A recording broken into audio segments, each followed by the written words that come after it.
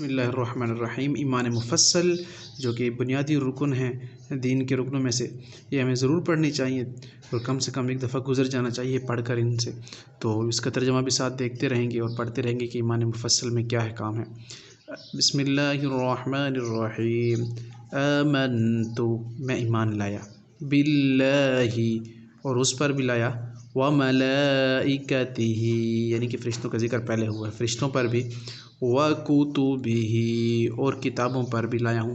ورسلہ، اور رسولوں پر بھی ایمان لایا،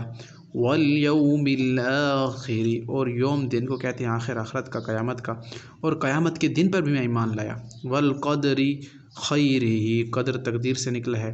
خیرہ اچھی تقدیر پر، وشرہ، اور بری تقدیر پر، یعنی کہ دونوں پر ایمان لایا ہوں میں، من اللہ تعالی، کہ ہم یہ مانتے ہیں کہ اچھی اور بری دونوں اللہ کی طرف سے ہیں، والبعث بعد الموت، اور قیامت کے دن مر جانے کے بعد اٹھنے پر بھی میں، یعنی کہ موت کے بعد کی زندگی پر بھی میں ایمان لاتا ہوں۔ یہ ایمان مفصل بہت اہم ہے، بہت ضروری ہے، تو اس میں ہم یہ سارے نکات ملتے ہیں کہ جو ایمان مفصل کو سمجھے گا تو وہ ان سارے احکام میں داخل ہے۔ تو انشاءاللہ کل ہم ایمان مجمل پڑھیں گے۔